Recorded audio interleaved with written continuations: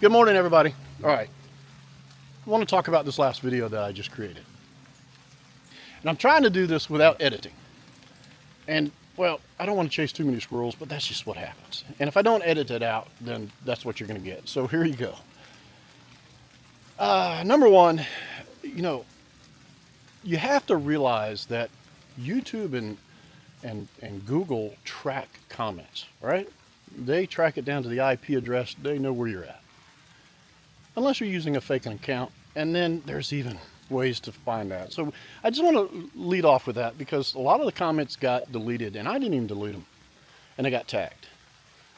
But one that stuck out, it may be legit, but I just need to address it because it kind of hit home for me.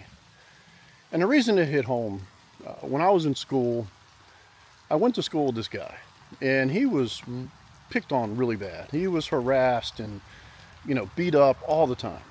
And I even got in trouble a couple times for sticking up for it. So later down the road, he got out of school and, well, he got into drugs really bad. I mean, really started doing some really bad stuff. Well, long story short, he ended up committing suicide. And that's really ridiculous to me because this stuff doesn't have to happen like this. It should not be. This is 2024, I believe. This should not be existing. That is where the problem starts with a lot of paranoia and all that crazy stuff. All right. Somebody made the comment that, and I'll just paraphrase it, that they couldn't see how anybody could live with that much paranoia, in a nutshell. It's not that I am paranoid, all right? And everybody has a little bit of paranoia. I got to be honest with you. Anxieties go through the roof. You're a little paranoid.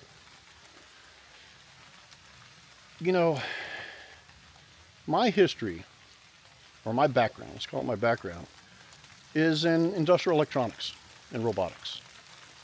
Got into security, but not the guard security. I'm talking DCJS, DOJ, DOC, DOD kind of stuff. So I've been around cameras almost my entire career. And I've seen some things on camera that, well, most people shouldn't see. All right? So when it comes to cameras, you can never have enough cameras. I'm sorry. Now, I started losing animals around this piece of property. From packs of dogs to coyotes to fox to whatever is trying to eat my animals. It seems like everybody wants to eat my animal. Or everybody wants to harass my animal, okay?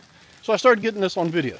So yeah, I have a lot of cameras out here. A lot of culvert cameras in nesting boxes, bird boxes, just, really small cameras. Camera technology is absolutely incredible.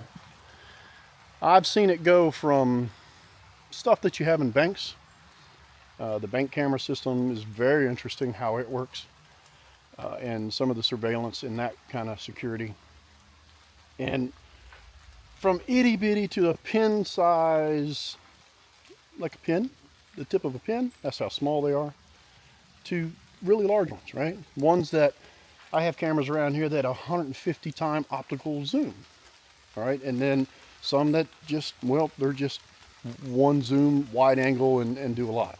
This isn't the tech channel, and I don't want to get into all that. I don't want to geek out on you. But what I want to go over is, yeah, you can never have enough cameras. Today, you want to keep the honest people honest, but then there's always somebody that's doing something that, well, they just shouldn't be doing. And those are the things that you'll catch on the camera.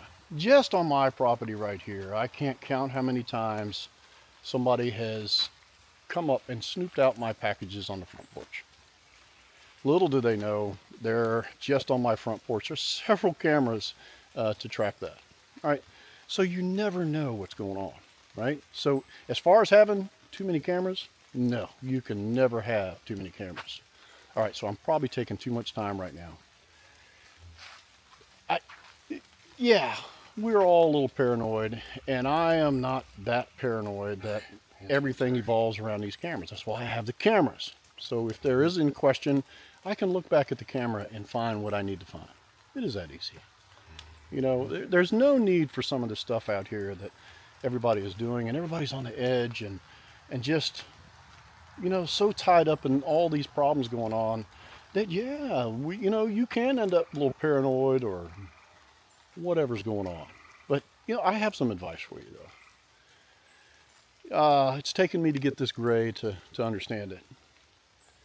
Don't get so tied up in life that you forget about the journey. Enjoy the journey while you can. Because next thing you know, half your life is gone, and then you don't know what to do, because you've spent all this time into something that you really didn't need to spend your time in. So don't forget about the journey. I've taken enough of your time. I hope I didn't run off too long, and I probably did. I'm looking at the time right now, and I'm at like almost 6 minutes. Anywho, it is what it is, and we will talk to you in the next one.